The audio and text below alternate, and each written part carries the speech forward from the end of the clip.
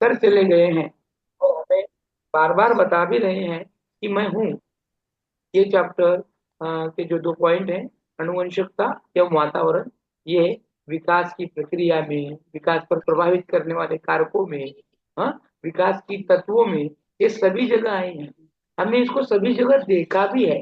फिर आपको एक प्रश्न आया होगा कि ये चैप्टर पर और क्या डीप में बताने वाले हैं।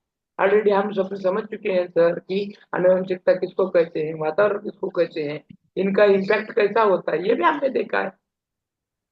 फिर इस चैप्टर में क्या अलग है, तो इसमें बहुत सारे थेरियाज हैं, बहुत सारे ऐसे गुण है, एक कैरेक्टरिस्ट है, साथ ही साथ बहुत जिन्होंने इस पे एक प्रयोग करके कुछ नई नई थेरिया भी दिखाई है। तो क्या है, कौन सी है, वो सब हमें देखना इस चैप्टर में है। चलो द्यायला देते 2 मिनिट देत नाही असं नाही द्यायला लागले ते.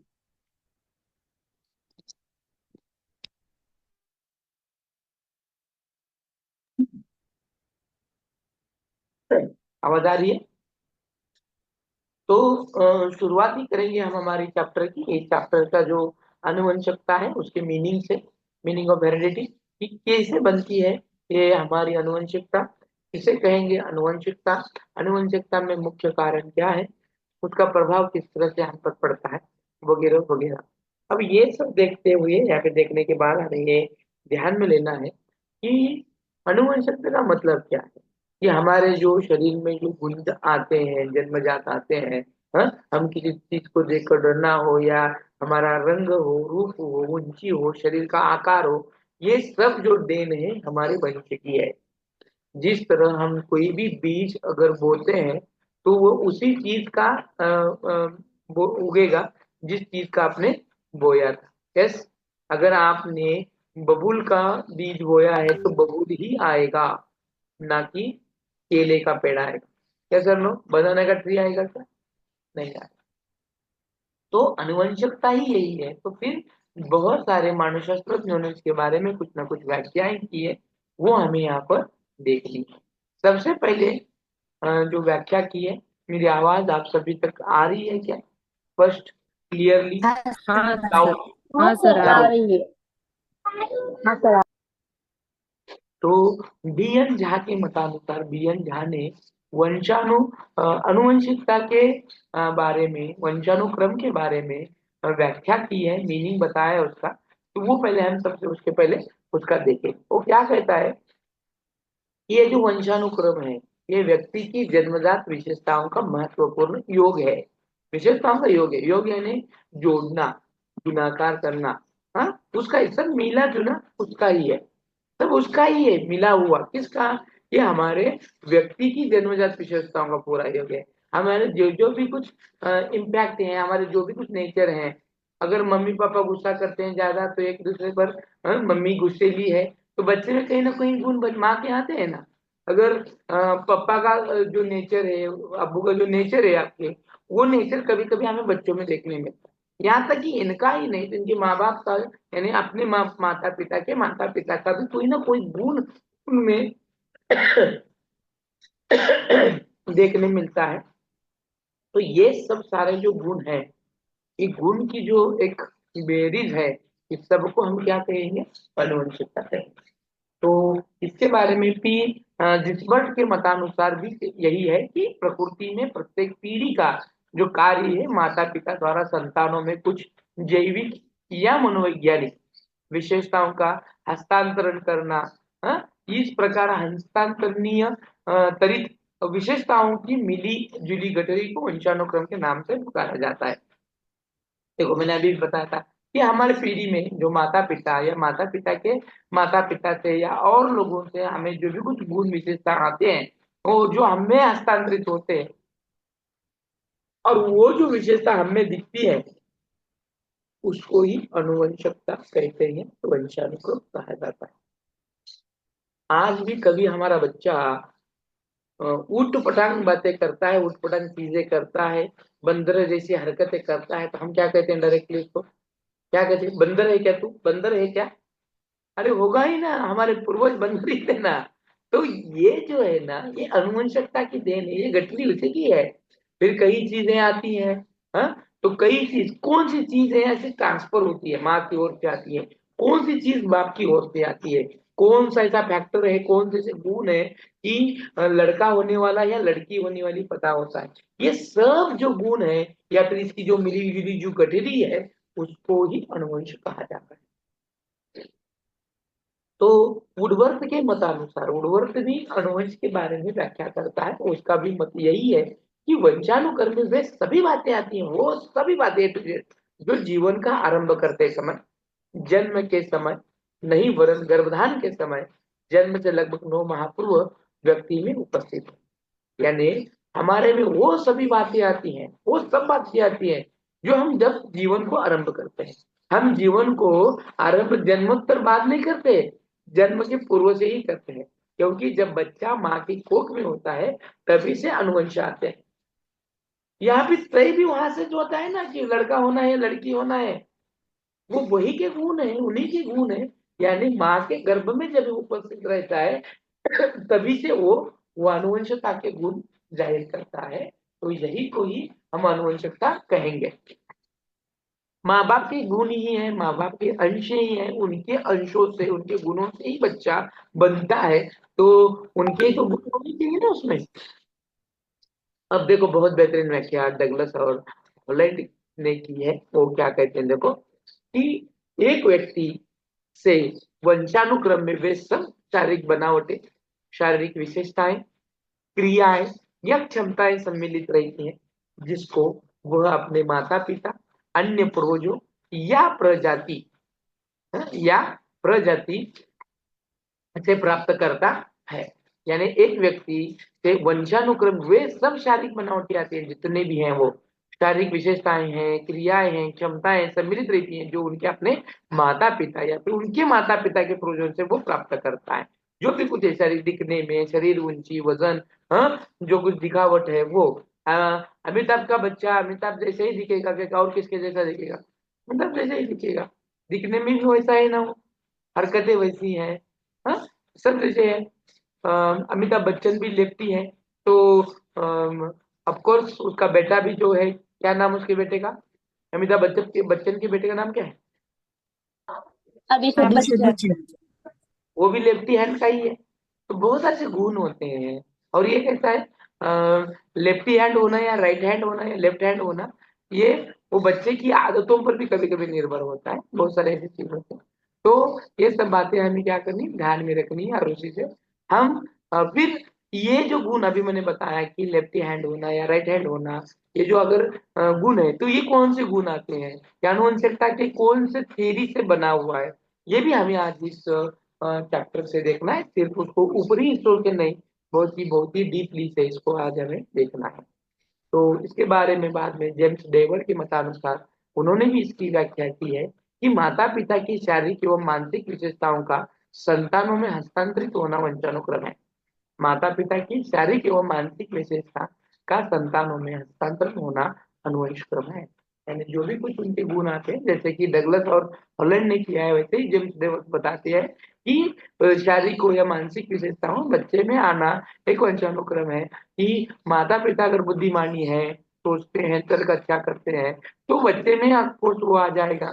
शारीरिक ऊंची, वजन, दिखना, गोरापन, ऊंचा, ठेंगा, ये जो भी कुछ है, ये पूरा अपने माँ बाप की ओर से हमें मिलता है। फिर अभी हमें देखना है कि प्रिंसिपल ऑफ हेरिडिटी की अनुवंश के सिद्धांत देखना है। क्या देखना है, अनुवंश के सिद्धांत, प्रिंसिपल क्या है, किस पर बना है। हाँ, ये जो अनुवंशिकता है आपको पिक्चर में भी दिख रहा है, आपके और अभी स्क्रीन पर जो दिख रहा है, ये सब पूरी देन है कि लड़का होना और लड़की होना। मुझे लगता है आपने कल क्वेश्चन अगर सॉल्व किए तो कहीं एक दो क्वेश्चन इस पर भी आपको देखने मिलेंगे। नहीं मिले तो आज जब हम ये चैप्टर होने के बाद अभी क्वेश्चन सॉल्व करेंगे, तो आपको इसी पर क्वेश्चन आएगा कि लड़का होना या लड़की होना किस पर तय होता है। हाँ? तो जीन्स होते हैं, उन पर होता है, कितनी जोड़ियां होती हैं, इन सब बातों को आज हमें देखना है। वंशानुक्रम पर अनेक अध्ययन हुए हैं, अध्ययन होने के बाद ही ये तय होता है कि कौन से गुण आते हैं, कैसे आते हैं, क्या आते हैं। हाँ, सब पूरा उस पर निर्भर होता है। इन अध्ययनों के आधार पर कुछ सिद्धांत प्रतिपादित किए गए हैं, जिनका वर्णन अभी हमें देखना है। कि अनुवंश के बारे में सिद्धांत है, कुछ रूप है, कुछ गुण है, कौन से हैं, क्या है, वही हमें अभी यहाँ पर देखना है। तो ये देखते हुए भी हमें देखना है कि बीज कोश की निरंतरता का, अभी जो हमारा बीज कोश है वो जो हम बोते हैं, हाँ, वो कैसे है। अभी कहा ना कि आदमी का बच्चा आदमी होगा, शेर का बच्चा शेर ही होगा, हाँ। तो ये कैसे हुआ, तो बीज कहाँ से आया, बीज की निरंतरता का सिद्धांत क्या है, हैं? यानी बीज यानी आदमी, तो आदमी एक बीज है ही, उसी से बना हुआ है, तो वो कहाँ से आया, कैसे आया। तो इसके बारे में भी बीजमैन ने एक सिद्धांत, एक इस पर प्रयोग किया है, और उसी का थ्योरी पर, उसी इस थ्योरी पर काम किया है, किसने, बीजमैन ने किया है। और उनका मानना ये है कि ये शरीर जो बना है कैसे बना है, तो उसने नाम भी ऐसा ही दिया है कि बीज कोश की निरंतरता का। तो कंटिन्यू चलने वाली जो प्रोसेस है बीज की वो कैसे चलती है, उसने क्या किया देखो। अभी अभी ये बीजमैन के अनुसार शरीर का निर्माण करने वाला मूल जीवाणु कभी नष्ट नहीं होता है, जिससे हमारा शरीर बनता है, वो जो मेन मेन जीवाणु है वो कभी भी नष्ट नहीं होता, वो चलते रहता है, वो एक पीढ़ी से दूसरी पीढ़ी की वो हस्तांतरित होता है। फिर कहाँ से होता है वो, और हमारे जो पुरुष होते हैं और स्त्री होती है, इन दोनों से मिलकर वो अगली पीढ़ी की ओर हस्तांतरित होता है। जैसे हमारे माँ बाप की ओर से हम पैदा हुए, तो उनके जो गुण है वो हम में आए, तो वो जो बीज बोया गया था ये था। तो वो कौन से हैं, तो एक है अंडकोश और शुक्रकोश से द्वारा ही एक पीढ़ी से दूसरी पीढ़ी ओर हस्तांतरित होता है। और इस प्रकार का जो मूल जीवाणु में हस्तांतरित होने की विशेषता भी निहित होती है। यानी शुक्रकोश हो या अंडकोश हो, शुक्रकोश यानी माता पिता की ओर से आता है, अंडकोश यानी माँ की ओर से आता है। तो इनके गुण इन बीजों द्वारा से जो एक दूसरे से मिलते हैं, तो यहाँ पे जोड़ियां होती हैं, हाँ। कितनी कुल मिला के जो ये होते हैं वो 48 होते हैं, और कुल मिलाने के बाद जोड़ियां जो बनती हैं वो 24 जोड़ियां होती है। और लास्ट की जो जोड़ी होती है 24, एक्स एक्स और वाई एक्स, ये तय करते हैं कि लड़का होना है या लड़की होना है। और वो जो शुरू में मैंने आपके स्क्रीन पे दिखाया था, तो यही पे तय होता है कि लड़का होना या लड़की होना, इसी पे निर्भर करता है। यानी लास्ट की जोड़ी जो होती है, अगर 24 नंबर वाली, अगर वो एक्स वाई से बनेगी तो 100% लड़का ही होगा। अगर एक्स एक्स से बनेगी तो यानी पिता की ओर से आने वाला एक्स, माँ की ओर से आने वाला एक्स, अगर ये एक्स एक्स बन जाएगा तो लड़की होगी। और पिता की ओर से आने वाला एक्स और माँ की ओर के आने वाला वाई, ये तय करता है कि वो लड़का होगा। और लड़की के लिए एक्स एक्स, ये निर्भर करता है। ये हमारे बीज कोश की निरंतरता का, यह बीज कोश का है। लेकिन अब बीज कोश की निरंतरता क्या है, ये चलते आने वाली प्रोसेस है। दादा की ओर से पिता को आई, पिता की ओर से हमें आई, हमसे हमारे बच्चों को जाएगी, ऐसे कंटिन्यू चलने वाली प्रोसेस है। ये पीछे से आई थी और आगे चलते जाएगी, न थमेगी न रुकेगी, एक से एक बढ़ते ही जाएगी। और इसीलिए तो हमारे में जो कुछ गुण होते हैं या फिर हम जो दिखते हैं, ये हमारे पूर्वजों का प्रतिरूप होता है। उसमें कई पीढ़ियों तक का पूर्वजों के गुण निहित होते हैं, क्योंकि वो ट्रांसफर होती है। ये जैसे कि हम जो बने वो हमारे माता पिता से बने हैं, माता पिता हम उनके माता पिता से बने, उनके माता पिता उनके माता पिता से, ऐसे ये ही नहीं। तो पिता का पिता की पीढ़ी की ओर चलता है, माता का माता की पीढ़ी की ओर चलता है, हाँ? तो इनके इतने सारे गुण हम में बनकर आते हैं, कहीं ना कहीं वो ट्रांसफर होते हुए दिख कर आते हैं। तो अब दूसरा जो सिद्धांत है वो समानता का सिद्धांत है, प्रिंसिपल ऑफ इक्वेलिटी। अब ये जो इक्वेलिटी है, समान समान को ही जन्म देगा, हाँ, समान समान को जन्म देगा। जैसे कि शेर का बच्चा क्या होगा, गधा होगा। शेर का बच्चा क्या होगा, शेर शेर ही होगा। हाँ, हाँ शेर ही होगा। हिरण का बच्चा क्या होगा, गधा होगा, हिरण। हिरण होगा। यानी जिसका बच्चा है वो उसी का ही रूप लेगा। तो ये है समानता का सिद्धांत। वही इंसान वही को देखा, जैसे कि जैसे बीज बोया वही निकलेगा, हाँ? आपने बोया नीम का तो नीम ही उगेगा ना, थोड़ी वहां पे बबूल उगेगा। तो ये सब जो गुण होते हैं ये समानता के सिद्धांत की वजह से होता है। तो हमारे माता पिता जो होंगे, संतान भी उसकी अनुरूप ही होगी ना। तो गाना है ना, वो मुहिम में का गाना क्या है कि मैं मेरे पापा की कैसी कॉपी, मैं मेरे पापा की कैसी कॉपी। Carbon copy. हाँ, तो ये कार्बन कॉपी कैसी हो गई? ये समानता का रूल है, उसके जैसा होना। कार्बन कॉपी का मतलब क्या है कि सेम टू सेम। तो मैं मेरे पापा का सेम टू सेम रूप हूँ, क्योंकि समान समानते को ही जन्म देगी ना। पापा से मैं ही होऊंगा ना, तो मानव को मानव ही होगा ना, पशु थोड़े ही होगा। ऐसे कहा हुआ है क्या? बंदरों को बंदर जो होते हैं उसको, उसने इंसान को जन्म दिया, या फिर इंसान जो होते हैं उन्होंने बंदरों को जन्म दिया, क्योंकि हमारे जो उत्पत्ति है वो बंदरों से हुई है क्या? ऐसा कुछ नहीं, क्योंकि बंदरों की प्रजाति अलग है, मानव की प्रजाति अलग है। हम अगर बंदर से भी आए हैं तो फर्स्ट टाइम जो आया हुआ इंसान है उस पर निर्भर करता है। तो वो थोड़ी वानर था, वो एक टाइप का था जो एप वानर से बना हुआ था। तो ये सब कुछ जो है समानता का सिद्धांत है, उससे बनता है। समझ में आ रहा है कि नहीं आ रहा है? अंडरस्टैंड हो रहा है? सर के ऊपर से जा रहा है? बोरिंग हो रहा है?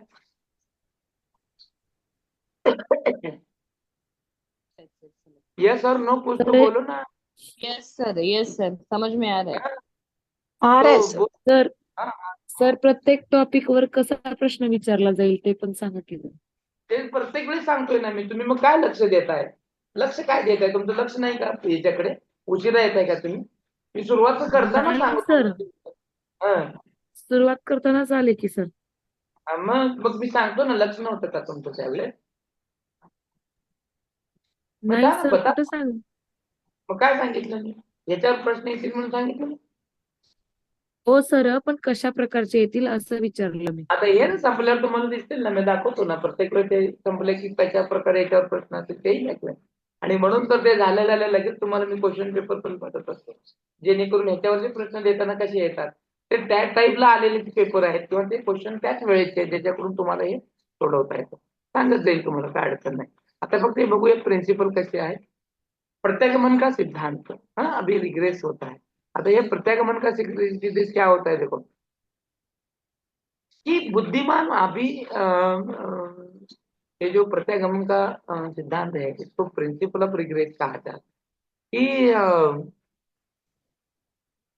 तुम्हाला असं प्रश्न पडला असेल की आई आंधळी आहे, बाप पण आंधळा है, यानी माता भी अंधी है और पिता भी अंधे हैं, लेकिन कभी कभी उनके बच्चे अंधे पैदा नहीं होते। ये सर नो, आपने देखा है, बहुत जगह देखा है, आपने भी देखा होगा, मैंने तो देखा ही है। ये सर नो? Yes sir.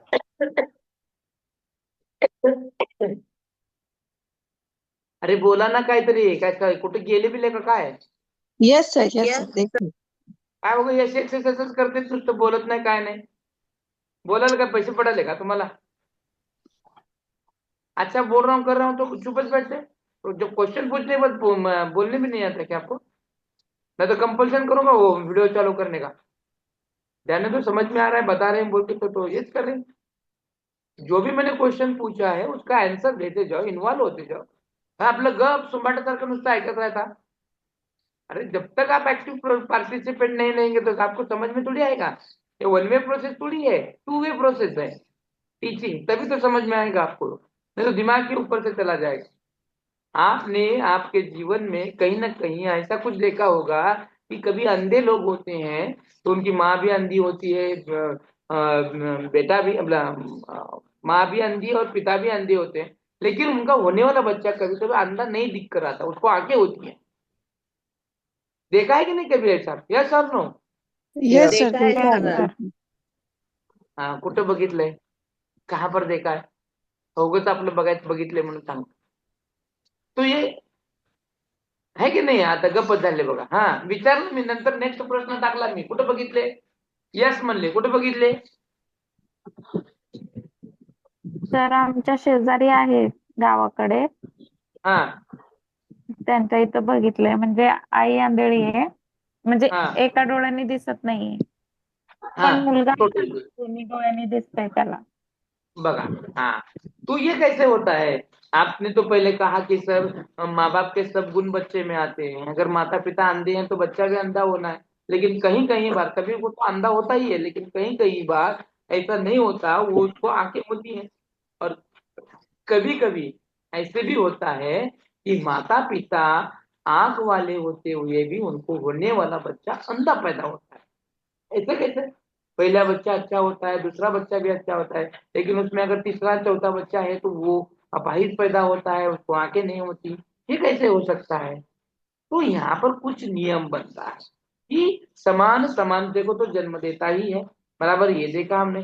साथ ही साथ अगर माता पिता अगर बुद्धिमानी है तो बच्चा भी बुद्धिमानी होगा, लेकिन हर बार थोड़ी कैसे होगा।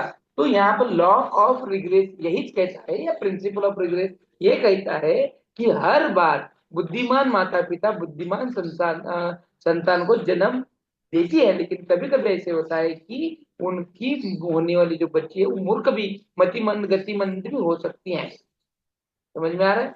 ये हर वक्त नहीं होता है, तब ये ऐसा जब होता है तो वो रिग्रेस होता है। रिग्रेस यानी प्रत्यागमन। प्रत्यागमन समान समान नहीं, अगर माँ बाप दोनों भी हेटेड हैं, 6 फुट के दोनों, फिर बच्चा 6 फुट का ही होगा ऐसे नहीं, तो कभी कभी वहाँ वो कम हाइटेड भी हो सकता है, लॉ ऑफ रिग्रेस की वजह से। माता पिता दोनों भी गोरे हैं तो बच्चा गोरा भी हो सकता है, लेकिन कई बार काला खट्ट भी हो सकता है, श्रीलंके जैसा। तो कभी कभी माता पिता दोनों भी काले हैं तो उनका बच्चा कभी कभी यहाँ पे पेड़ वाला भी हो सकता है। क्यों? क्योंकि ये जो प्रत्यागमन का सिद्धांत है यही कहता है, और ये प्रत्यागमन का सिद्धांत यूं ही नहीं बना है, इन्होंने बहुत सारे लोगों पे ऐसे रिसर्च करके, इन्होंने 5-5, 6-6 हजार लोगों पर रिसर्च करके ये सब बातों को उन्होंने क्या किया है, ये सब बातों को उन्होंने तय किया है। और तभी से कहाँ पर ये पता चलता है, इतने सारे लॉ जो बने हैं इन लोगों ने हजारों लोगों पर प्रयोग करके ही ये लॉ बनाए। ऐसे नहीं कि उठे खड़े हो गए और लॉ बनाए, नहीं। प्रिंसिपल जब बनते हैं, कोई एक नियम बनता है, एक लॉ बनता है, तो पिछले वाला कोई ना कोई उसमें संबंध होता ही होता है। तो अभी भी हमने देखा इसमें कि देखो यहाँ पर वही बता रहे हैं, बुद्धिमानी माता पिता की बुद्धिमान संतान तथा कम बुद्धिमान माता पिता की मंद बुद्धि संतान होना एक स्वाभाविक बात है, लेकिन यदि इसके विपरीत बुद्धिमान माता पिता की संतान मूर्ख उत्पन्न हो या मूर्ख माता पिता की संतान तीव्र बुद्धि वाली पैदा हो सकती है। अभी देखो, आपने मूवी देख, आप मूवी देखते हैं क्या सर? मूवी देखते हैं क्या? पिक्चर बघता का? Yes sir. हो सर. हाँ सर. कुठले कुठले बघता तुम्ही पिक्चर?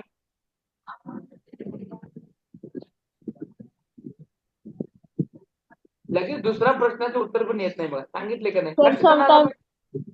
ऍक्च्युअली हा? sometimes मी love story, sometimes love story, sometimes scientific, हाँ, sometimes what horror movie. surrounding movie. आता अभी सुनो, अभी मैं क्या बता रहा हूँ. आता माझ्या प्रश्नाचं उत्तर द्यायचं. तुम्ही सगळे पिक्चर बघता असं म्हणताय. आता हे कुठल्या पिक्चर मधलं आहे बघा, ते ऋतिक रोशन आहे बघा, आणि त्या पिक्चर मध्ये ते मंद बुद्धीचा आहे, आणि त्याच्यामध्ये ते कोई मिल गया सर.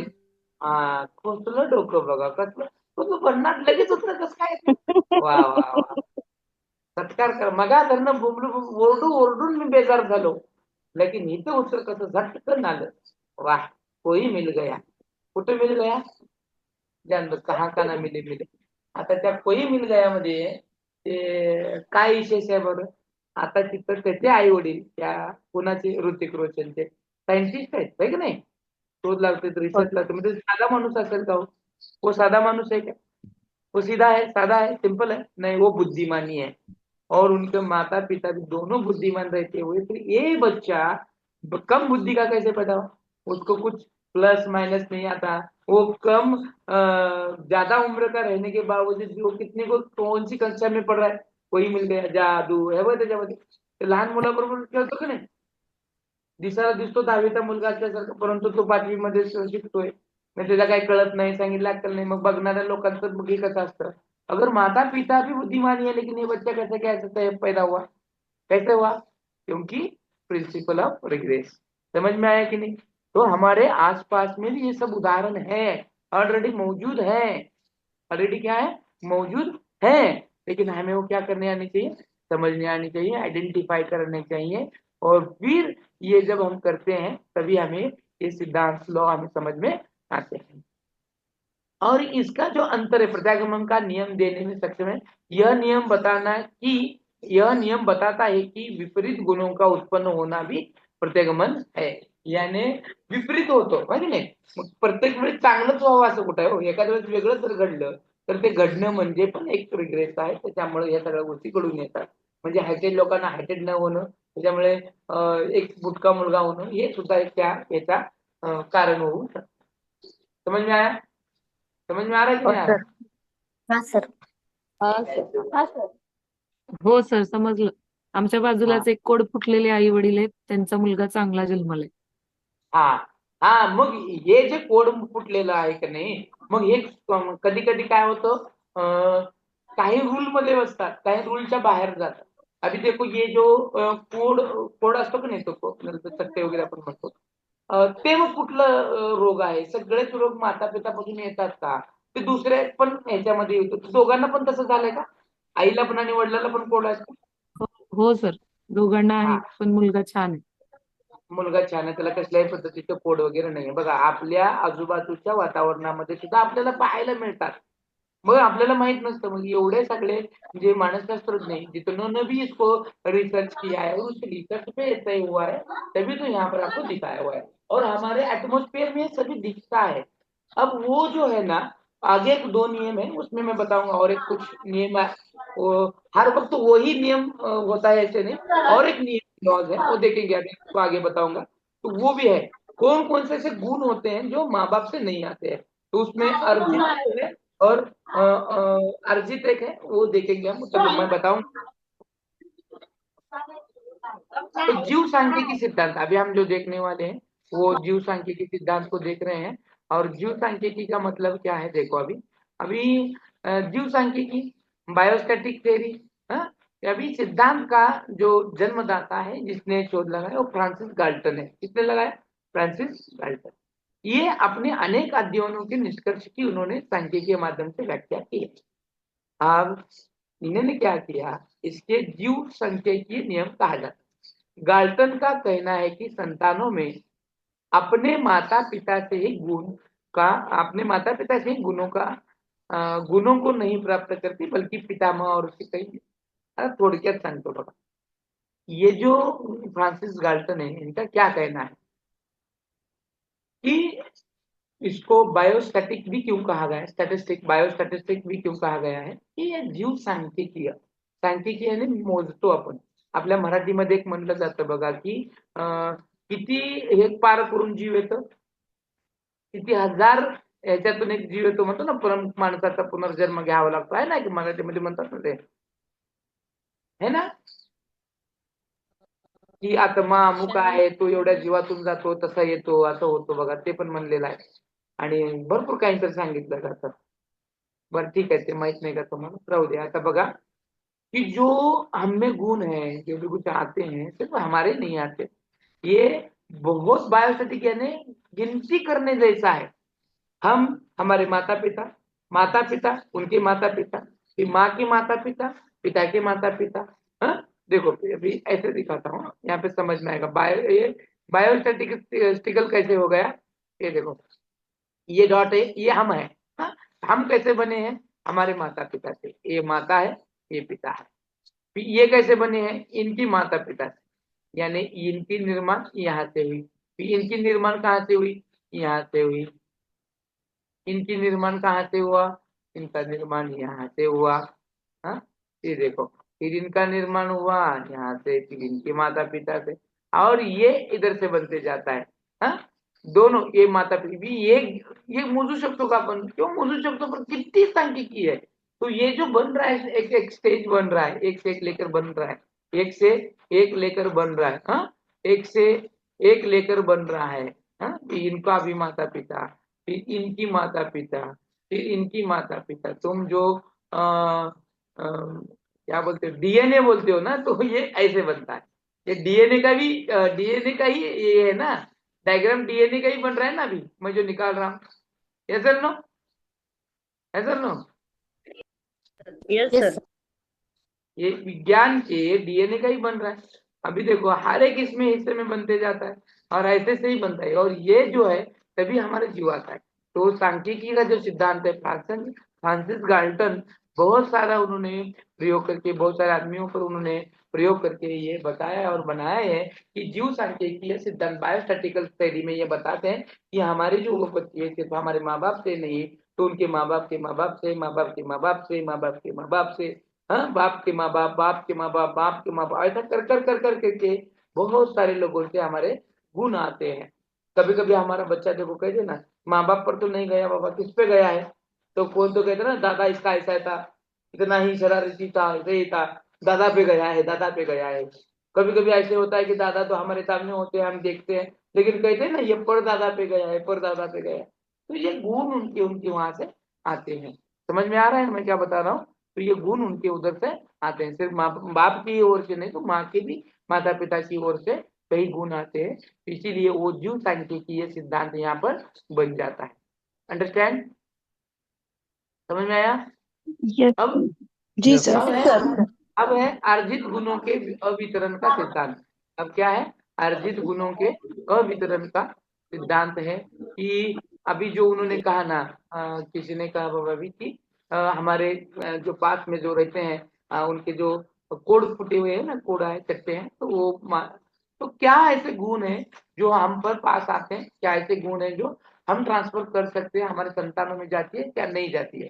तो ये जो सिद्धांत ये क्या कहता है देखो, कि माता पिता के जीवन में अर्जित गुणों का संक्रमण उनकी संतानों में नहीं होता। देखो यहाँ पर क्या किया है। अब ये अर्जित गुण क्या है? अर्जित गुण क्या है? जिसको हम एक्वायर्ड कहते हैं, हाँ, एक्वायर करते हैं, जो हम एक्वायर करते हैं। अब मैं अच्छा रसोई वाला हूँ, रसोई करता हूँ, तो मैंने अर्जित गुण किया है। तो ऐसे गुण जाते हैं क्या? मैं अच्छा लिख सकता हूँ, मैं अच्छा पढ़ सकता हूँ, मैं अंडरस्टैंडिंग कर सकता हूँ। ये सभी गुण जाते हैं क्या? अर्जित में के भी कौन से गुण जाते हैं, कौन से? तो ये वाला सिद्धांत ये बताता है अर्जित गुणों के अवितरण का सिद्धांत। देखो नीति यहाँ पर डिस्ट्रीब्यूट नहीं होता है, अवितरण, वितरित नहीं होता है, वो वहीं पर स्टॉप हो जाता है। कि फॉर एग्जाम्पल मम्मी रसोई घर में रसोई कर रही है, खाना पका रही है, और खाना पकाते वक्त उसने सोचा है कि आज क्यों ना आलू की सब्जी बनाए। किसकी सब्जी बनाए? आलू की। और आलू की सब्जी बनाते हुए मम्मी ने आलू काटना शुरू किया, और आलू काटते काटते मम्मी का उंगली कट गई। उंगली क्या हो गई? कट गई। तो क्या संभव है उसकी होने वाली संतान की उंगली कट जाएगी? नहीं सर।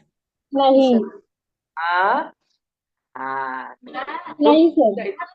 कौन से गुण हैं जो हमारे बच्चे पे आते हैं, कौन से गुण हमें नहीं आते? आता बघा, एक माग आपल्याकडे अशी एक प्रथा आहे किंवा असं एक अंधश्रद्धा आहे। क्या अंधश्रद्धा है? कि जब बच्चा गर्भ में होता है, माँ के पेट में होता है, और जब सूर्य ग्रहण और चंद्र ग्रहण चलता है, और उसी वक्त जब माँ के पेट में अगर बच्चा होता है, तो हम ऐसे वो माँ को आदत होती है ना, उंगली वगैरह ऐसे क्या करते हैं उसको बोलते हैं ना, ते मुलींना सवय असते बघा बोट मोडायची, उसको हिंदी में क्या बोलते हैं? उंगलियों को तोड़ना कैसे बोलेंगे, क्या म्हणतात त्याला आपण? अगर वैसे कर दिया तो बच्चे होने वाला बच्चे की भी उंगलियां टूट जाती हैं वगैरह, है का नाही सर? आपल्याकडे प्रथा आहे की नाही, अंधश्रद्धा आहे का नाही? उंगली मरोडना सर. हा, उंगली म्हणून ना. आता येते का तुम्हाला सगळ्याला ऐकून मी काय म्हणलं ते? आपल्याकडे आहे का नाही असं, म्हणतात की नाही? ग्रहणाच्या वेळेस जर पोटामध्ये हो बाळ सर. असेल तर हो हो म्हणतात सर. बोला ना, मग बोला ना, काय हो तुम्हाला काय आता सर. काय बिल द्यायचंय का? लाईट बिल भरायचंय का? काय तर करायचंय? अजून कट पण करू नका म्हणतात त्या दिवशी, काय म्हणजे असं कटिंग वगैरेचं पण काही काम करायचं नाही असं म्हणतात. हा, आणि केलं तर काय होतंय? हा, मग मी तेच बाळाचं करतो. नाक किंवा ओठ चिरलेले येतात म्हणतात. मग असं कधी तुम्ही बघितलं का? तुमच्या बघण्यामध्ये आलं का? ये क्यों नहीं होता? ये साइंस बताता है, ये साइंस कदरदान जो है वो बताता है कि ऐसे कुछ अर्जित गुण है, उसके अवितरण होता है, वो आता ही नहीं है। तो कौन कौन से गुण है? क्योंकि माता पिता के जीवन में अर्जित का गुण का जो संक्रमण उनकी संतानों में नहीं होता है। इस संदर्भ में उर्वर्त का कहना है, अभी इस पर किसने किया देखो, अर्जित गुणों के अवितरण का सिद्धांत ये किसका है? उर्वर्त का है। किसका है? उर्वर्त। अभी उर्वर्त क्या कहता है देखो, यदि शारीरिक श्रम करते करते एक स्त्री या पुरुष के हाथ कठोर कड़े हो जाए, तो उसकी त्वचा पर हुई इस परिवर्तन का प्रभाव उनकी काम ग्रंथियों में पौत्रिक पर किस प्रकार पड़ सकता है, और उनकी संतानों पर इसका कोई प्रभाव नहीं पड़ेगा। आता ये तुमको आपको कितना समझ में आया मुझे पता नहीं, मैं आपको सीधी भाषा में बताने की कोशिश करता हूँ। ये देखो, अर्जित गुणों के अवितरण का सिद्धांत। अब उर्वरक क्या बताता है कि इन्होंने बहुत सारे ऐसे जो काम करने वाले लोग होते हैं, जिसको हम कष्टकरी बोलते हैं, जो रोजगार पे जाते हैं दिनचर्या अपनी गुजारा करने के लिए, और वैसे में देखो अपने जो सेंटरिंग काम वाले होते हैं या फिर घर का कंस्ट्रक्शन करने वाले जो लोग होते हैं, जिसको हम मिस्त्री गवंडी बोलते हैं, उनके हाथ के नीचे काम करने वाले जो लेबर होते हैं, इनको बहुत कड़ी मेहनत करनी पड़ती है, धूप में मेहनत करनी पड़ती है, ईंटें ऊपर लेके जाना होता है, हाँ, जैसे कि लगने वाली जो कुछ चीजें हैं, मटेरियल है, हाँ, वो उनको नीचे से ऊपर लेके जाना पड़ता है। कभी कभी मेहनत की वजह से उनके हाथों में छाले आते हैं, हाँ, कठोर कड़े हो जाते हैं, और हाथ को ना ऐसे गट्टे पड़, अपन म्हणतात बघा मग गट्टे पडले हाथाला, हाँ, हाथ को, यहाँ पर जो हाथ होता है हमारा, हाथ में जो उंगलियों की जो नीचे की बाजू जो एक चमड़ा होता है वो गट हो जाता है। तो फिर ये जो काम करने वाले लोग हैं, कष्ट करने वाले हैं, इनको ऐसा दर्द हो रहा है, तो क्या इसका असर हमारे आने वाली पीढ़ी पर होगा? अगर माँ बाप को ऐसी कड़ी त्वचा होती है तो उनके बच्चे ऐसे पैदा होंगे कि अक्कड़े हाथ वाले होईल का हो? कष्ट करण्याला नहीं छाले आले, नहीं नहीं हाँ? नहीं हाँ, नाही अगर, होणार. हाँ, अभी मैंने ये भी बताया, अभी एक्सीडेंट हो गया किसी वजह से, अब देखो शादी के पहिले हो गए, हाँ, आता तुम्ही म्हणाल लग्नाच्या नंतर झालं, परत मुलं नाही झालं, परत कुठनं काय होणार आहे, तो मान लो में कि शादी के पहले या फिर बच्चा गर्भ में रहने के पहले कुछ ही दिनों पहले माँ का एक्सीडेंट हो गया, पिता का एक्सीडेंट, उसमें पैर कट गया, तो क्या ये संभव है आने वाले बच्चे का भी पैर कटेगा? तुटतो का? ऍक्सिडेंट मध्ये तुटलेला पाय त्याचं पाय नाही तुटेल सर. का? हाँ, कट जाएगा क्या? नहीं सर, नहीं सर. बहुत सारी चीजें हैं जो संक्रमित नहीं होती हैं, जो वितरित नहीं होती हैं, कहीं ना कहीं वो स्टॉप हो जाती हैं। समझ में आ रहा है कि मैं क्या कह रहा हूँ? समझ में आ रहा है? अंडरस्टैंड हो रहा है हाँ क्या? सर। यस सर, हो रहा है. Yes, अब sir. ये अर्जित गुणों के अवितरण का है, डिस्ट्रीब्यूट होने वाला नहीं होने वाला। अब क्या क्या चीज ऐसे हैं कि डिस्ट्रीब्यूट होते हैं, यानी कई गुण आते हैं, कई गुण हमारे में आते हैं। अब देखो अर्जित गुणों के वितरण का सिद्धांत डिस्ट्रीब्यूट होता है, कौन सा है कि अर्जित गुणों का जो वितरण है संतानों में होता है। इस सत्य को सिद्ध करने के लिए महत्वपूर्ण अध्ययन किए गए हैं। इसमें सबसे पहला और बेहतरीन सिद्धांत है वो लेमार्क का है। किसका है? लेमार्क का है। अभी कभी कभी ऐसी भी बात होती है कि अर्जित गुण भी आने लगते हैं, या फिर ऐसी परिस्थिति निर्माण होती है कि वो अर्जित गुण को आना ही पड़ता है। मान लो हमने कुछ चीजें सीखी हैं, तो कभी कभी हमारे बच्चों में भी ऑटोमेटिकली आ जाती है। जैसे कि मछली के जो बच्चे होते हैं उनको तैरना सिखाना पड़ता है क्या? सिखाना पड़ता है? नहीं सर। हाँ, नहीं तो नहीं नहीं। सर. तो ऐसे कौन से गुण हैं? तो इसमें लेमार्क ने पहले अध्ययन किया है, तो उसका नाम ही दिया गया है वैसे, लेमार्क का अध्ययन, ऑफ लेमार्क। और लेमार्क ने क्या किया देखो कि हमारे जो जंगल है, जंगल में सबसे ऊंचा जानवर बोल रहा हूँ मैं, क्या बोल रहा हूँ? ऊंचा जानवर कौन है? जिराफ। सबसे ऊंचा, जिराफ. हाँ, जिराफ। Very good. जिराफ। हे जे काही जिराफ आहे, या जिराफची मान सगळ्यात लांब आहे की नाही? हा, मग हे जिराफची जी मान आहे, ही मान पहिल्यापासूनच एवढी लांब आहे का? काय वाटतं तुम्हाला? नहीं सर। जन्मल्याच्या पहिल्यापासून तशी लांब आहे का? नहीं नहीं मग हा, बोलो बोलो. ते जिराफचा सिद्धांतामध्ये असं ऐसा बताया गया है कि शुरुआत में जो घास थी वो जिराफ जो खाता था वो जमीन पर थी, और बाद में उसे ऊपर पेड़ के ऊपर की जो ये पत्ते वगैरह खाता था, तो उसका परिवर्तन होता गया और वो उसके शरीर की प्राकृतिक रचना में बदलाव आता गया, ऐसा बताया। वेरी नाइस, बहुत अच्छा प्रयास किया आपने हुबेहूब हिंदी बोलने का। ऐसे ही प्रयास करो, अंतिम दिन तक आपकी हिंदी बहुत ही बेहतरीन हो जाएगी। बराबर, ओके। तो देखेंगे अभी हम कि लेमार्क का सिद्धांत क्या कहता है कि ये लेमार्क का सिद्धांत है, सबसे पहले जो हमारा जिराफ था उसकी गर्दन इतनी लंबी नहीं थी, परिस्थिति की वजह से उसकी जो गर्दन है वो लंबी हो गई, और वो हमने वितरित किया, जो अर्जित गुण थे वो वितरित हो गए। कैसे वितरित हो गए कि जिस जगह पे जिराफ रहता था उस समय नीचे पहले घास उगती थी, दुष्काल पड़ा, दुष्काल होने के बाद फिर से कभी वहां पे बारिश हुई न हुई, लेकिन नीचे की जो घास फूस थी वो खत्म हो गई। अभी जिराफ को जगने के लिए एक ही पर्याय था, एक तो अपनी गर्दन ऊपर कर कर वो जो पेड़ है उनकी पेड़ की पत्तियों को खाना या फिर मर जाना।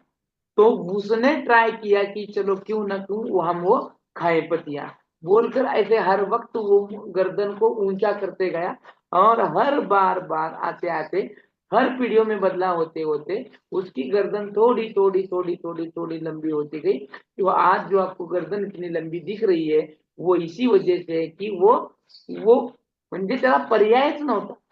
जर त्याला जगायचं असेल तर उसकी जो गर्दन है वो अगर लंबे करे बगैर वो जीता ही नहीं था।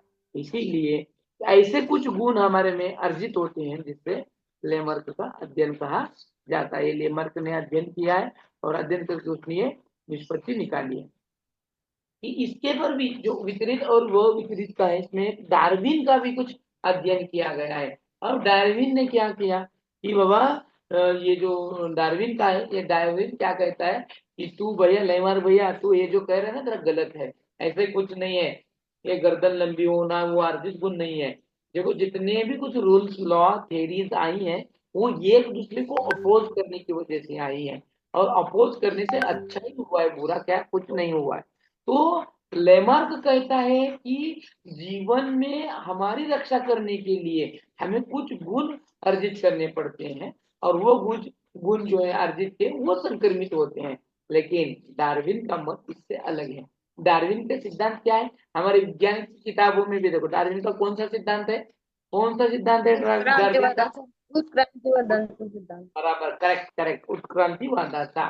अभी ये जो उत्क्रांतिवाद का जो सिद्धांत है कि हर एक इंसान या हर एक जीव जो भी कुछ है अपने परिस्थिति में खुद की रक्षा करने के लिए संघर्ष करता है, और उसी से वो संघर्ष करते करते क्या हो जाता है वो सब गुण उसमें आ जाते हैं। फॉर एग्जाम्पल अभी हरिण है, हरिण हिरन मालूम है ना, हिरन और वाघ, और वाघ ने या फिर टाइगर ने हरिण को देखा, डियर को देखा, हरिण को देखा, और हिरन को देखने के बाद उसको सोचा कि खा लूं, और अच्छे से दूर से देखकर उसने बराबर उसके पीछे झड़प लगा ली, लेकिन हरिण चौकन्ना हो गया था और हरिण दौड़ने लगा। अब हरिण दौड़ रहा है, उसके पीछे कौन दौड़ रहा है? हरिण आगे दौड़ रहा है, उसके पीछे कौन दौड़ रहा है?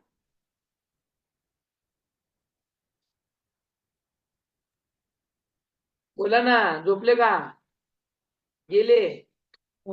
वाघ। हरिण आगे दौड़ रहा है, वाघ। पीछे शेर वाघ दौड़ रहा है, टाइगर दौड़ रहा है। और वो टाइगर किस लिए दौड़ रहा है और हरिण किस लिए दौड़ रहा है? ये दौड़ क्यों चल रही है? ये दौड़ किस लिए चल रही है? हरिण इसलिए दौड़ रहा है कि मैं अगर इससे बचूंगा तो मैं जीवित रहूंगा।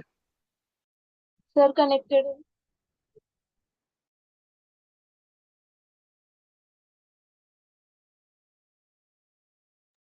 आ रही है अभी आवाज आ रही है? ओके। तो हाँ देखो सर। हाँ सर। हरिण हरिण किस लिए दौड़ रहा है कि मैं बच जाऊं, मैं हाँ। इस वाघ से पहले दौड़ जाऊंगा तो नहीं मिलूंगा तो मैं बच जाऊंगा। अगर मैं रुक गया, दौड़ने से रुक गया तो मुझे हिरन कौन खाएगा? कौन खाएगा? वाघ। वाघ वाघ। शेर वाघ। खाएगा। और शेर वाघ खाएगा। क्यों दौड़ रहा है? और वाघ क्यों दौड़ रहा है? शेर उसके पीछे क्यों दौड़ रहा है? क्योंकि अगर मैं इसको हाँ। नहीं खाऊंगा तो भूख की वजह से मैं मर जाऊंगा, मुझे मरना नहीं है, मुझे इसको खाना जरूरी है। वो दौड़ रहा है, मैं इसका खाना बन गया तो मैं मर जाऊंगा। तो जिंदगी में हर एक की ऐसी दौड़ बन रही है, और उसी संघर्ष में ये अध्ययन ये हमें क्या होता है, हमें सद्गुण अर्जित होते हैं, इसी की वजह से होता है, इसी की वजह से। अगर पहले कैसा था, लोहार का बच्चा लोहार होता था, सोनार का बच्चा सोनार होता था, लेकिन होता था मतलब हम कहते थे तुझ्या बापाचा ती व्यवसाय है, तू तीच व्यवसाय कर। लेकिन आज बच्चे करते हैं क्या? सुनार का बच्चा सुनार बन रहा है क्या? लोहार का बच्चा लोहार बन रहा है क्या? नहीं, अर्जित गुण नहीं। नहीं है, ये गुण नहीं है, अर्जित गुण नहीं है। हम उसको लिखा पढ़ा कर वहां ला रहे हैं, करके ला रहे हैं, लेकिन डायरेक्ट ऐसा है कि वो आया हमारे सब गुण जानता है, नहीं। तो डार्विन का भी कहना यही है कि हम इससे बचने के लिए संघर्ष करते हैं, और संघर्ष की वजह से हमारे में कुछ गुण आते हैं। तो ये दोनों में क्या है, अंतर है। अब देखो, थ्योरी ऑफ वेरिएशन, भिन्नता का सिद्धांत, कि हर एक लोग जो है वो भिन्न भिन्न पाए जाते हैं, और इस भिन्नता का कारण भी हमारे माता पिता के बीज कोश की वजह से होता है। और बीज कोश में बहुत सारे से विशेषताएं होती हैं। बीज कोश में अनेक जीन्स होते हैं, ये आपको तो पता है, ये आपने विज्ञान में देखा है, 8वीं के विज्ञान में, 9वीं 10वीं 11 12 में भी आपने देखा है। तो ये जो जीन्स हैं वो विभिन्न प्रकार से बने होने हुए होते हैं। हाँ, एक दूसरे से भिन्न बच्चों का निर्माण करते हैं, और ये जो जीन्स हैं ये क्या करते हैं, एक दूसरे से भिन्न करते हैं। जीव विज्ञानों का मत है कि वंश सूत्रों के संयोग में 1,67,77,216 प्रकार की विभिन्नताओं की संभावना होती है, और उसी वजह से हम सब भिन्न होते हैं। पहले ही बताया था मैं कि हम एक ही माँ बाप के बच्चे एक जैसे नहीं होते, यस और नो। साथ ही साथ ये भी बताया कि एक ही माँ बाप के दो जुड़वा भी एक जैसे नहीं होते। एक ही माँ बाप के एक ही बीज से यानी अंडकोश से बने हुए बच्चे भी एक जैसे नहीं होते। दो ट्विंस हो या फिर बाकी के लोग तो अलग अलग है। दुनिया में एक जैसा लोग है क्या? कोई ना कोई अभिरुचि अभिवंश रुचि में, चेहरे में, रंग में, कलर में, बोलने में, अपनी लकब में, कोई किसी न किसी चीज से अलग अलग है ही। और ये कारण है कि उसकी भिन्नता का ही सिद्धांत है, और ये सिद्धांत की वजह से वो क्या है, भिन्न भिन्न होता है। तो इस पे किसने रिसर्च किया? किसने रिसर्च किया? सोरेसन के अनुसार। किसने रिसर्च किया? सोरेसन। हाँ, अब देखो आगे, समझ में आया? अंडरस्टैंड हुआ क्या? लर्न हुआ? Yes sir. हाँ, अब हमारे ये अनुवंश जो है, इसको प्रभाव किसका होता है? हाँ, इफेक्ट ऑफ हेरिडिटी, इस पे कौन प्रभाव डालता है, किसकी वजह से होता है? तो सबसे पहला है कि अनुवंशिकता का जो प्रभाव होता है वो हमारे शारीरिक लक्षणों पर दिख कर आता है। क्या लिख कर आता है? शारीरिक प्रभाव क्या आता है? अनुवंश का हमारे शारीरिक लक्षणों पर क्या कर, अभी तक जो हमने देखा है, अब तक हमने जो देखा है ये उसी से वह है। तो आपको कितना अंडरस्टैंड हुआ है ये देखने के लिए आप लोगों को बताना है, आप लोग को इसी चर्चा में पार्टिसिपेट होना है। अभी तुम एक्सप्लेन करो, मैं सुनूंगा सही है गलत है। शारीरिक लक्षणों पर कैसे प्रभाव पड़ता है? अपने अनुवंशिकता का, अपने जीनों का हमारे पर, हमारे शारीरिक लक्षणों पर किस तरह से प्रभाव पड़ता है, बताओ। चलो एक एक करके बताओ।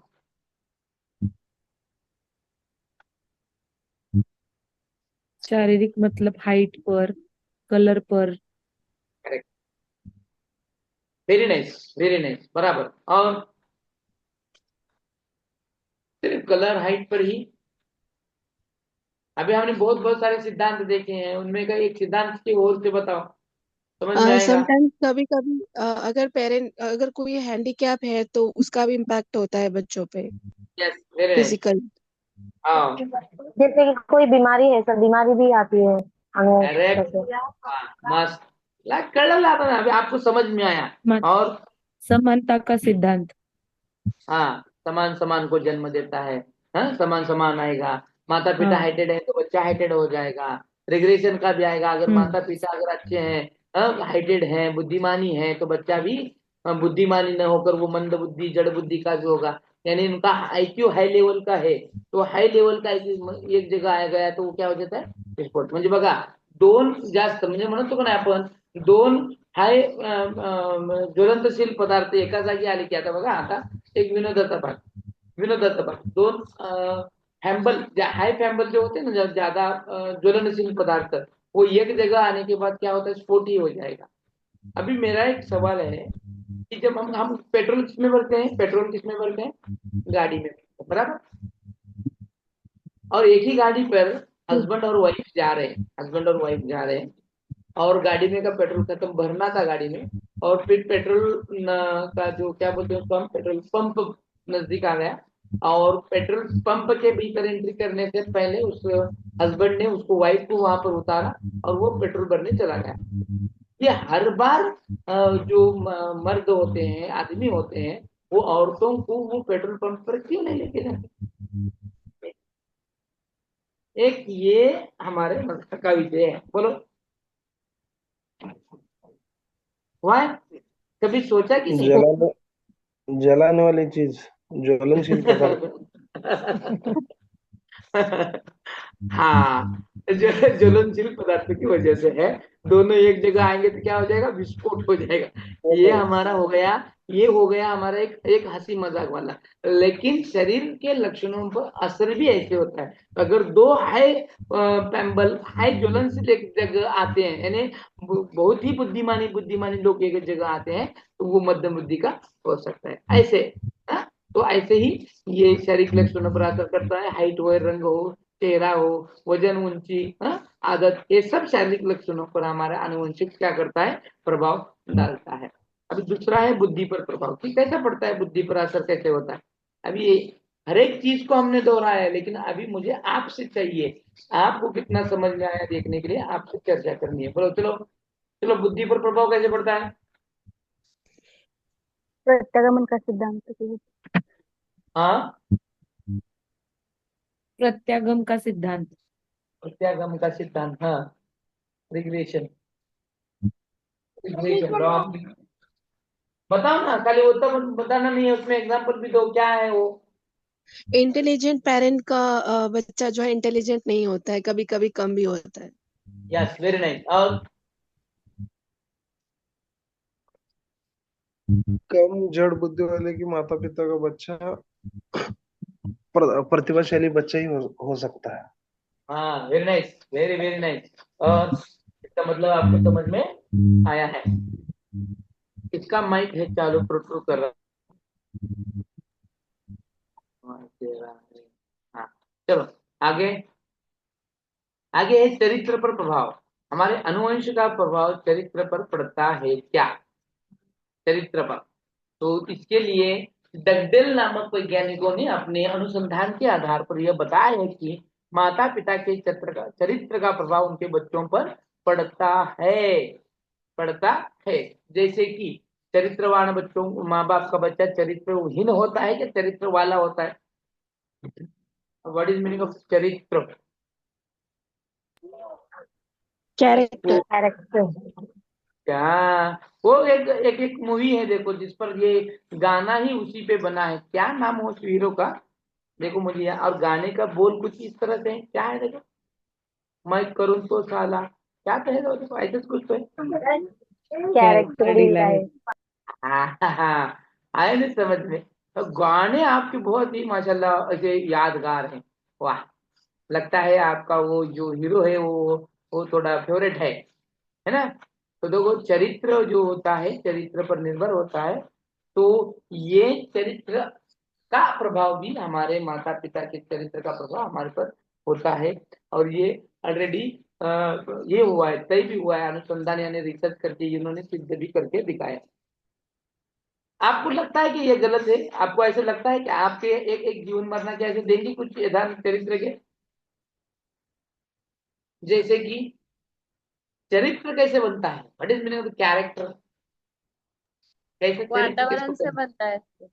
हाँ, और चरित्र किसको कहेंगे? चरित्र किसको कहना है? चरित्र का मतलब क्या है? चरित्र, चारित्र्य, मराठी में चारित्र्य होता है, हिंदी में चरित्र होता है, इंग्लिश में कैरेक्टर होता है। और एक कैरेक्टर ढीला होना का मतलब क्या है ना? चले गए? बिहेवियर अच्छा नहीं होना। कम बुद्धि। कम बुद्धि। संस्कार आहे का गेले? आहेत सर। है सर, बोला ना है। मग, बोलो बोलो, गलत? संस्कारावरून। हाँ, संस्कार। और हमारे कधी कधी कार्यों हमारे चांगल्या चरित्र का कभी कभी चांगल्या कभी कभी अच्छे माँ बाप के संतान कभी कभी अच्छे नहीं होते, क्योंकि उनको वैसा सराउंडिंग नहीं मिलता है। वो गलत हाँ संगत में आ जाते हैं तो वो बिगड़ जाते हाँ हैं। हाँ, कैरेक्टर ढीला हो जाता है क्या? स्क्रू ढीला सर। होने जैसा हो जाता सर, है? हमारे कार्यों से हमारे कैरेक्टर की पहचान होती है। हमारे कार्यों से ही हमारे कैरेक्टर की पहचान होती है। Very nice. हमारा बिहेवियर ही तय करता है कि हमारा कैरेक्टर कैसा है। हाँ? और यहाँ तक कि हमारा जब मैंने हमेशा बताया आपको कि आपकी पहचान है या फिर हमारी पहचान जो होती है वो हमारे जुबान से होती है, जुबान से। और जब हमारी जुबान खुलती है तो एक शटर की तरह होती है। जब आपका मुंह का शटर खुल जाता है तो पहचान में आती है आपके सोनार की दुकान है कि लोहार की या भंगार वाली की दुकान है। कैसा नो, ऐसा नो, हमारी पहचान ही किसी से होती है, हमारी दुकान किस यस। चीज की है कि नहीं।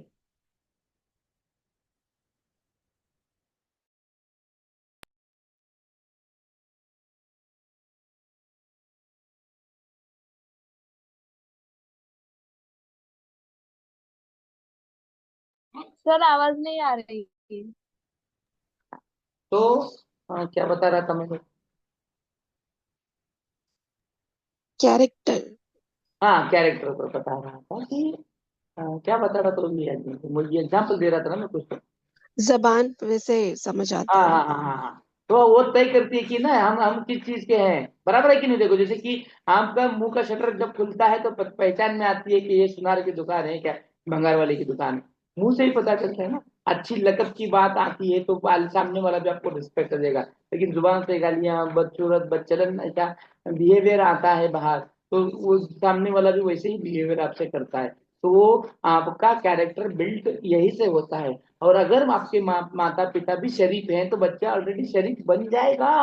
ये सर नो, क्योंकि वो उसी का डिसिप्लिन रखेगा। कारण चरित्र का निर्माण होना वातावरण के साथ साथ इम्पैक्ट करता है कि अनुवंश। देखो बाहर कहीं झगड़ा होता है तो कहेंगे तेरे माँ बाप की ऐसे थे क्या, तेरे माँ बाप ने ऐसे सिखाया तेरे को, कहते कि नहीं, क्यों कहते हैं, क्योंकि वो चरित्र निर्माण जो होता है ना अनुवंश से होता है कि नहीं, होता है कि नहीं। ये सब नो समझ में आ रहा है कि नहीं मैं क्या बता रहा हूँ कि यस चरित्र सर। जब झगड़ा करता है, बच्चा झगड़ा करता है, बार बार झगड़ा करता है, तो उसे तेरा बाप भी वैसा ही था, तू भी वैसा है, बाप पे चले जाते हैं डायरेक्टली। डायरेक्टली लोग कहाँ चले जाते हैं, बाप पे चले जाते हैं। क्यों चले जाते हैं, क्योंकि हमारी निर्माण है, निर्मित है, वो हमारे चरित्र से ही बनती है। किससे बनती है, चरित्र से ही बनती है। और ये सब उससे होता है। डगडेल नामक वैज्ञानिक ने जो भी कुछ ये रिसर्च किया है, और ये रिसर्च से ये तय हुआ है कि हमारे माता पिता जो है उनका असर हमारे चरित्र पर होता है। देखो एक गुंडा होता है, वो गुंडे का बच्चा क्या बनेगा, जज बनेगा, गुड्डा। क्या बनेगा, क्या गुड्डा ही बनेगा। बनेगा। हाँ, गुंडा बने। और गुंडा तो बनेगा ही बनेगा माशाल्लाह, सब गुण उसमें होंगे गुंडे के। उसको क्या वो ट्रेनिंग देना पड़ेगा बाहर आने के बाद कि अपन को सब गुंडा बनने के लिए अपन बोला, हाँ, गुंडा बनने के लिए क्या करना है, उसको प्रशिक्षण देना पड़ता है क्या, वो सब जुबान विबान बोलने का लकब सब सब सब तैयारी इसमें हो जाती है।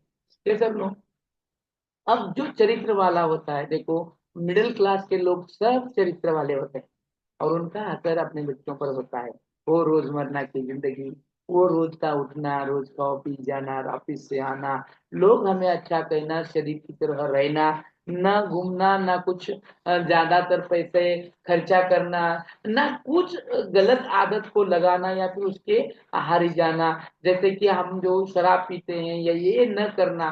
ये सब अगर ये चौकट में रह रहा है, वो दायरे में रह रहा है, तो उसका इम्पैक्ट चरित्र पर असर होता है और उसका चरित्र अच्छा बनता है।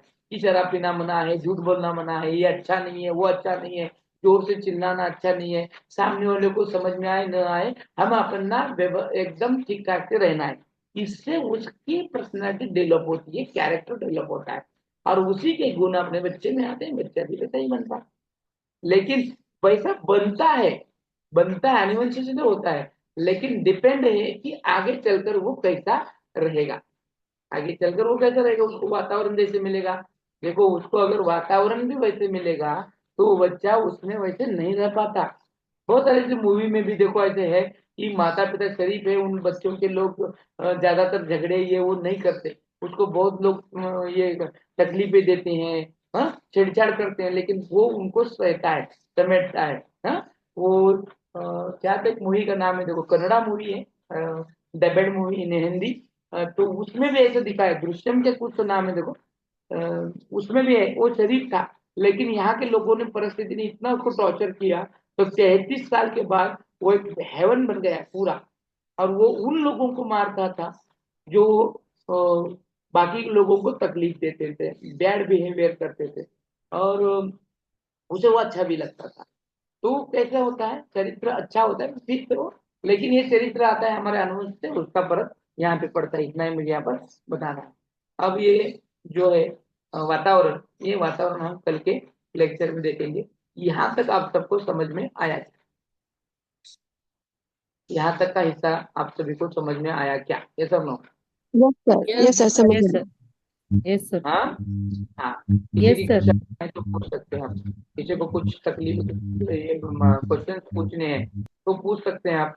सर, तो सर आपने जो आनुवंशिकता के सिद्धांत बताए, अलग अलग शास्त्रज्ञ ने उनकी व्याख्या की है, हाँ हमें एग्जाम के लिए वो शास्त्रज्ञों का नाम, उनकी हाँ, नहीं व्याख्या नहीं नहीं नहीं नहीं नहीं, एक्चुअली क्या होता है, अभी ये क्वेश्चन पेपर में किस तरह से आएगा, यहाँ पर ज्यादातर याद रखने की जरूरत नहीं, लेकिन हमें ये डीप में थोड़ा इसलिए पढ़ना है कि ऑप्शन में आते हैं कुछ ना कुछ, तो इसीलिए। अब देखो इस पर क्वेश्चन किस तरह से आता है। इस पर जो क्वेश्चन फेम होते हैं या फिर जनरेट होते हैं वो इस तरह के होते हैं कि अनुवंश का प्रभाव किस तरह पड़ता है, कौन से गुण अर्जित होते हैं, ये वाला होता है। लेकिन यहाँ पर ये कौन से शास्त्रज्ञ का है, ये वो है, ये नहीं पूछा जाता। यानी अर्जित गुणों का सिद्धांत, इस पर किसने रिसर्च किया, लेमार्क के इसका अध्ययन का रिसर्च का नाम क्या है, ऐसे पूछा नहीं जाता। हाँ, ये जाता था, पूछा कब जाता था, 2011 से लेके 2016 तक सीटीटी के एग्जाम में ऐसे वाले क्वेश्चन पूछे जाते थे जो मेमोराइज्ड हैं, जिसपे फोकस था कि आपको कितना याद है। जैसे कि यहाँ पर व्याख्या भी है, वो व्याख्या भी पूछी जाती है कि व्याख्या किसकी है, ये किसने बताया, वो किसने बताया, ऐसे भी व्याख्याओं को पूछा जाता था। लेकिन ये टीचर एलिजिबिलिटी टेस्ट रहने की वजह से आप एलिजिबल हैं क्या पहचानने में करनी, इसीलिए इनका जब 2016 में सिलेबस चेंज हुआ तो फोकस आ गया कि बच्चों की तर्क शक्ति पर। किस पर आया? तर्क शक्ति पर। और ऐसे प्रश्नों को वहां से हटाया गया, सिलेबस में थोड़ा चेंज करके फिर उसको रीजनरेट किया गया, और 2016 से लेकर 2018 तक कम ज्यादा करके ऐसे इसमें सवाल पूछे गए। लेकिन 2018 से लेकर आज तक ऐसे क्वेश्चन पूछे नहीं गए हैं। डायरेक्टली पूछा जाता है इम्प्लीकेशन, कि सीता नामक लड़की है, रीता नामक लड़की है, वो ऐसा ऐसा करती है तो वो किसकी वजह से, या फिर उस पर किस तरह का इम्पैक्ट हो सकता है, ये अनुवंश का है क्या किसका है, इस तरह के क्वेश्चंस वहां पर पूछे जाते हैं। और साथ ही साथ ये चैप्टर खत्म होने के बाद मैं इसके नीचे भी आपको दिखाऊंगा कि इस पर किस तरह के क्वेश्चंस पूछे जाते हैं, कि वो इस पर किस तरह के क्वेश्चन आना भी है, इसके ऊपर भी हम भी क्या करेंगे, थोड़ी चर्चा करेंगे। अंडरस्टैंड? समझ में आया? ओके हो सर, थैंक यू। और किसी की कुछ शंका, दिक्कत, परेशानी? और आप सब जो अभी एप्लीकेशन में जितने भी कुछ हमने टेस्ट दिए हैं, वो टेस्ट को आप सभी को सॉल्व करना है, उसी की वजह से आपको समझ में आएगा। प्रैक्टिस करो, आज ही से शुरू करो, क्योंकि आपके त्योहार कुछ नजदीक आने वाले हैं, और त्योहार आने के बाद आपकी पढ़ाई टोटली बंद हो जाएगी, या फिर आप पढ़ाई से दूर हो जाओगे। उसी से पहले पढ़ाई को थोड़ा आदत डालो, और पढ़ाई आज ही से शुरू करो।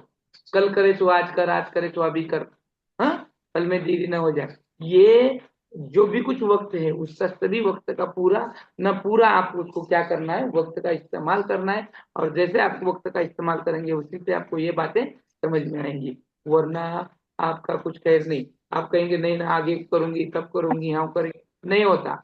जो करना है अभी से करना है, जो करना है अभी करना है।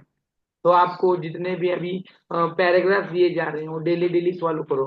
पैराग्राफ के साथ साथ अभी थोड़े जो कुछ ईवीएस के क्वेश्चंस हैं, या फिर साइकोलॉजी के भी हैं, और सोशल स्टडीज के हैं, विज्ञान के हैं, ये जो कुछ मटेरियल में है उसको पढ़ो। पढ़ने के बाद उसके ऊपर के भी क्वेश्चन सॉल्व करने की कोशिश करो। इसके ऊपर के लेक्चर होंगे, लेकिन तब तक पढ़ो ना जब तक उस वक्त है आपको।